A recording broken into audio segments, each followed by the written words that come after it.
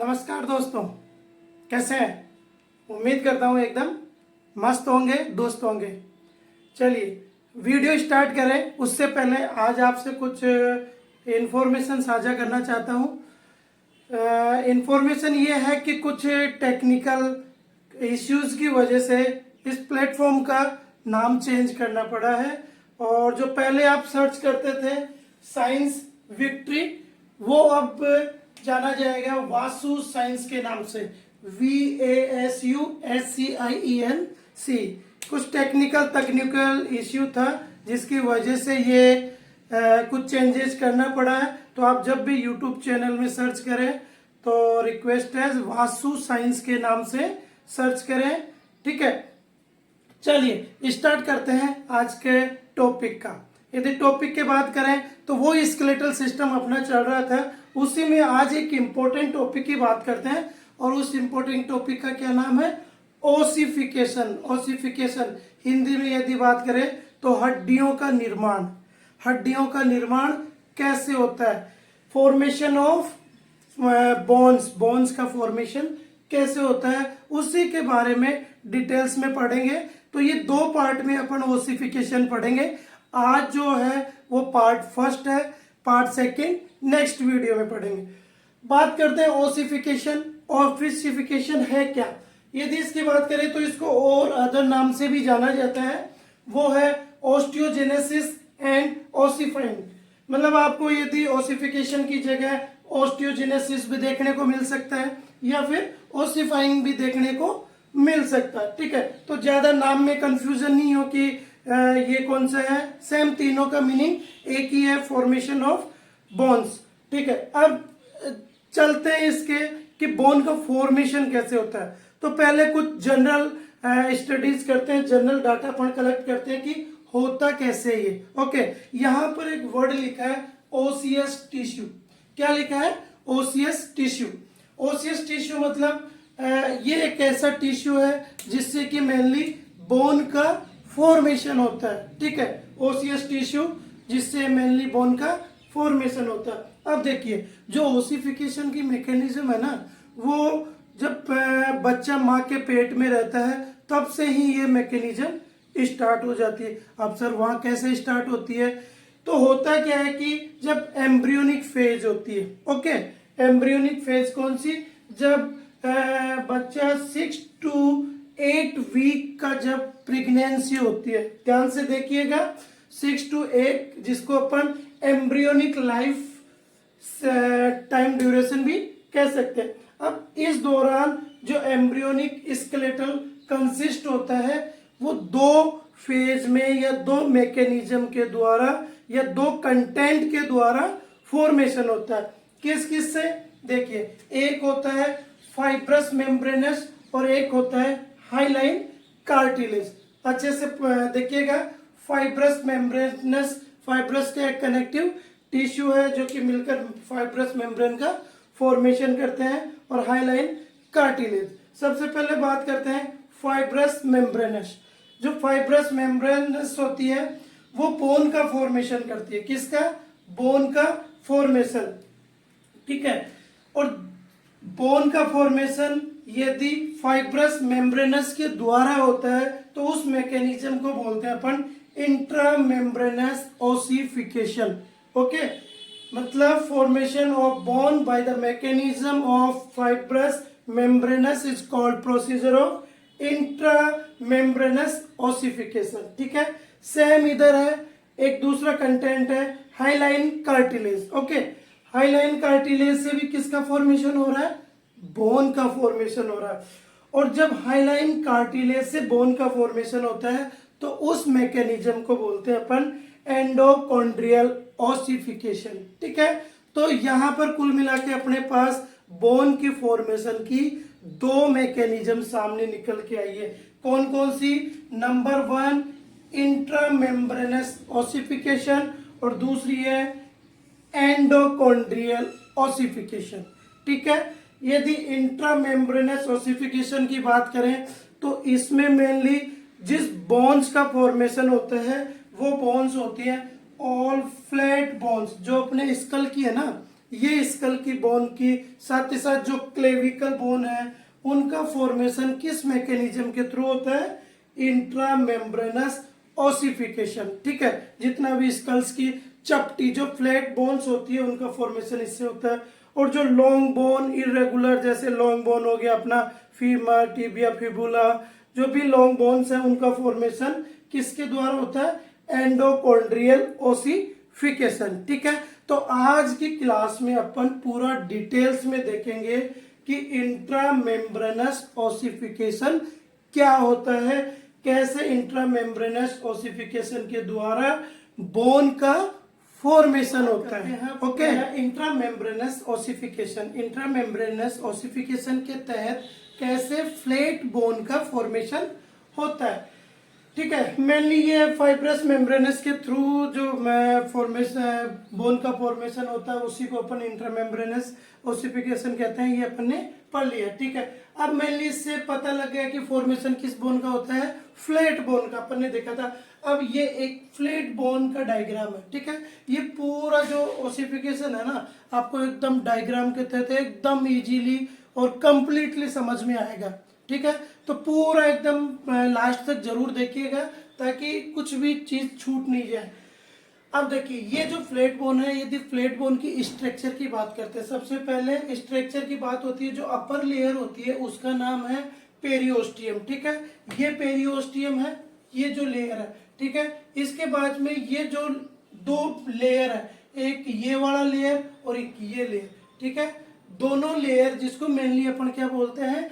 Compact bone, compact bone के नाम से जानते हैं। ठीक है, अब ये जो लेयर होती है ना कॉम्पैक्ट बोन की, ये लेयर और लोअर लेयर, दोनों लेयरों के बीच में जो गैप होता है उसको अपन बोलते हैं स्पंजी बोन, जिसमें मेनली अपन देख भी सकते हैं कि रेड रेड टाइप की स्ट्रक्चर देखने को मिल रही है। ये जो रेड रेड है इन्हीं को ही अपन मेनली ट्रेबेक्यूल्स के नाम से भी जाना जाता है। और अपन ने लास्ट क्लास में पढ़ा था भी कि जो रेड ट्रेबेक्यूल्स होता है उनके बीच में जो स्पेस होता है वो बोन मेरो होती है, जिसमें मेनली कौन सी?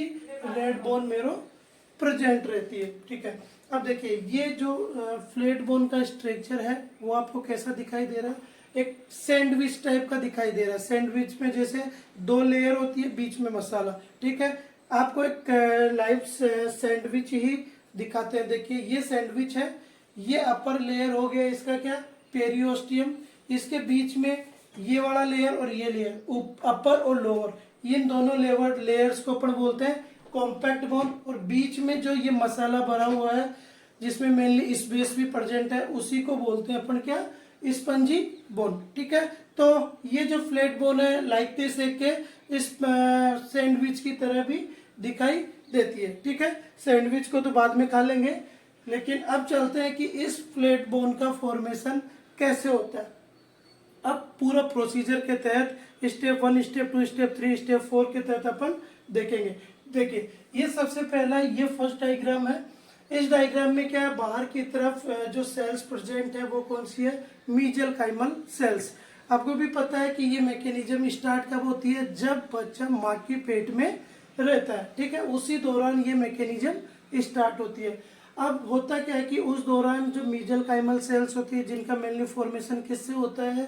जो मीजोडर्म जर्मिनल सेल्स है वहां से इसका फॉर्मेशन होता है। और मीजल जो काइमल सेल्स होती है उनके एक स्पेसिफिक कैरेक्टर होता है कि ये कंटिन्यू नई सेल्स में डिफ्रेंसिएशन, मॉडिफाई होती रहती है। तो यहाँ पर जो मीजल काइमल सेल्स हैं एक स्पेसिफिक सेल्स में कन्वर्ट होती है जिनका नाम है क्या? Osteoblast cells. ठीक है, ये जो रेड रेड कलर की दिखाई दे रही है इन्हीं को अपन बोलते हैं ओस्टियोब्लास्ट सेल्स। ओस्टियोब्लास्ट सेल्स आपको भी पता है कि मेनली बोन फॉर्मिंग सेल्स के भी इनको जाना जाता है। अब ये ओस्टियोब्लास्ट सेल्स होती है, ये मेनली क्या काम करती है? कोलेजन प्रोटीन का फॉर्मेशन करती है। अब कौन सा प्रोटीन? मेनली उस प्रोटीन का नाम है ओस्टियोइड प्रोटीन्स। ओस्टियोइड जो जिसका मेनली ये सिक्रेट करता है। ठीक है, अब ये जो रेड कलर का दिखाई दे रहा है यही सिक्रेशन है ओस्टियोइड। अब होता क्या है कि ये पूरा मैकेनिज्म मतलब मीजनकाइमल कन्वर्ट हुआ ओस्टियोब्लास्ट में, ओस्टियोब्लास्ट सिक्रेट किया ओस्टियोइड्स का। तो ये जो जहां पर एक सेंटर का फॉर्मेशन हो जाता है और उसी सेंटर को अपन बोलते हैं ओसिफिकेशन सेंटर। ठीक है, इसी ओसिफिकेशन सेंटर के बनने के कारण इसी जो स्टेज है इसको अपन ने नाम दिया है क्या, डेवलपमेंट ऑफ ओसिफिकेशन सेंटर। ठीक है, चल ये फर्स्ट डायग्राम हो गया जो आपको अच्छे से समझ में आया होगा कि मीजनकाइमल सेल्स कन्वर्ट हुई ओस्टियोब्लास्ट में, ओस्टियोब्लास्ट ने सीक्रेट किया ओस्टियोइड्स का और एक सेंटर का फॉर्मेशन हुआ जिस सेंटर को नाम दिया अपन ने क्या, ओसिफिकेशन सेंटर। ठीक है, साथ ही साथ इसमें क्या होता है कि ब्लड सेल्स भी ब्लड वेसल्स भी प्रेजेंट रहती है जो ब्लड का सप्लाई करती रहती है। ठीक है, अब चलते हैं नेक्स्ट स्टेप में। इसके बाद क्या हुआ, इसके बाद क्या होता है कि यहां अपन देखते हैं कि ये जो ओस्टियोब्लास्ट सेल्स है, ये ओस्टियोब्लास्ट सेल्स है, ये मीजनकाइमल सेल हो गया, ये ओस्टियोब्लास्ट सेल्स। अब क्या होता है कि यहाँ पर ओस्टियोइड है, ये ओस्टियोइड है, ओस्टियोइड का फॉर्मेशन कंटिन्यू ओस्टियोब्लास्ट सेल्स करती है। अब इसी वजह से क्या होता है, एकदम सघन बहुत गुच्छा टाइप का स्ट्रक्चर बन जाती है और जो ओस्टियोब्लास्ट सेल्स है वो भी कन्वर्ट हो जाती है दूसरे सेल्स में, एक अदर सेल्स में मॉडिफाई हो जाती है और उस सेल्स को नाम देते हैं अपन क्या, ओस्टियोसाइट्स सेल्स। ठीक है, मतलब ओस्टियोब्लास्ट किस में कन्वर्ट हो गई, ओस्टियोसाइट सेल्स में। और ये ओस्टियोसाइट सेल्स हैं आपस में एक दूसरे से कनेक्टेड रहते हैं और उस कनेक्शन का नाम है क्या, कैनाक्युलाई। ये कैनाक्युलाई के माध्यम से ये एक दूसरे से ओस्टियोसाइट्स जुड़े रहते हैं। अब ठीक है, इसमें ओस्टियोब्लास्ट में क्या होता है, ओस्टियोब्लास्ट सीक्रेट कर लिए ओस्टियोइड्स का, साथ ही साथ ये ब्लड वेसल्स हैं जो मेनली ब्लड कंटेंट लेके आती है जिसमें मेनली कैल्शियम और फॉस्फेट साल्ट्स प्रेजेंट रहते हैं। तो ये ओस्टियोइड और कैल्शियम फॉस्फेट साल्ट आपस में एक गुच्छा लाइक स्ट्रक्चर बना लेते हैं और बोन का फॉर्मेशन स्टार्ट कर देते हैं। ठीक है, अब देखिए इसमें मेनली डिपोजिशन हुआ किसका, मिनरल्स का, और मेनली कैल्शियम फॉस्फेट्स इनका डिपोजिशन हुआ। तो इसीलिए इस फेज को अपन ने क्या नाम दिया, कैल्सिफिकेशन। कौन सा, कैल्सिफिकेशन। अब देखिए यहाँ पर अब इसी से जस्ट तीसरे डायग्राम पे अपन चलते हैं।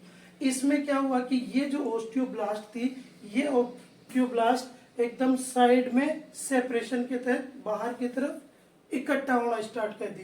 देखिए ये बाहर की तरफ कन्वर्ट हो गई और बाहर की तरफ कन्वर्ट होकर एक स्टेज का फॉर्मिंग स्टार्ट हो गया जिसका मेनली अपन बोलते हैं पेरियोस्टियम। साथ ही साथ इसके अंदर की तरफ क्या होता है, कैविटीज का फॉर्मेशन स्टार्ट हो जाता है क्योंकि यहाँ पर जो केमिकल का डिपोजिशन होता है वो सेपरेशन करता जाता है और बोन्स का फॉर्मेशन स्टार्ट हो जाता है। तो यहाँ पर क्या होता है कि कुछ स्ट्रक्चर्स का फॉर्मेशन होता है जिसको ये स्ट्रक्चर जिसको अपन मेनली ट्रेबेक्यूल कहते हैं। और ये जो ट्रेबेक्यूल्स प्रेजेंट रहते हैं इन्हीं में बीच बीच में अपन ने पढ़ा था कि जो बोन मेरो होता है, बोन मेरो प्रेजेंट रहता है। कौन सा bone marrow, red bone marrow. Okay, और ये स्ट्रक्चर भी अपन देख सकते हैं। इसमें क्या है, ये है ओस्टियोब्लास्ट सेल्स अभी भी यहाँ पर प्रेजेंट है क्योंकि ये भी कंटिन्यू क्या करती है, मान लो कि रिक्वायरमेंट हो कि ओस्टियोसाइट सेल्स का और ज्यादा, तो ये फॉर्मेट या फॉर्मेशन करती रहती है किसको, ओस्टियोसाइट्स सेल्स का। अब ये पूरा जो मैकेनिज्म हुआ इसी के साथ साथ जो एरिया का फॉर्मेशन हो गया वो कौन सा, स्पंजी बोन का। ये पूरा एरिया, इस एरिया को अपन ने क्या नाम दे दिया, स्पंजी बोन। अब देखिए इसमें मेनली स्पंजी बोन के तहत किसका फॉर्मेशन हुआ, ट्रेबेक्यूल्स का। तो ट्रेबेक्यूल्स का फॉर्मेशन हुआ इसीलिए इस फॉर्म को, इस स्टेज को क्या नाम दिया अपन ने, ट्रेबेक्यूल फॉर्मेशन।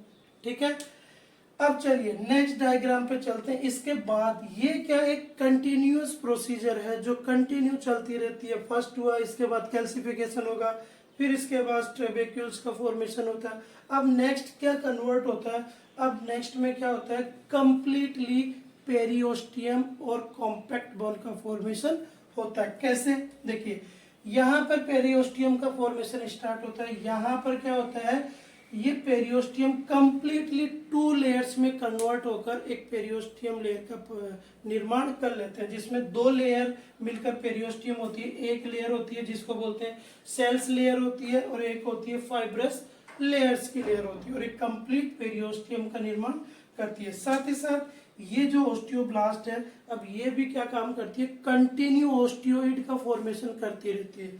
तो यहाँ पर क्या होता है, ये एक सघन, एक कॉम्पैक्ट टाइप की स्ट्रक्चर बन जाती है, और इसी स्ट्रक्चर को फिर अपन नाम दे देते हैं क्या, कॉम्पैक्ट बोन।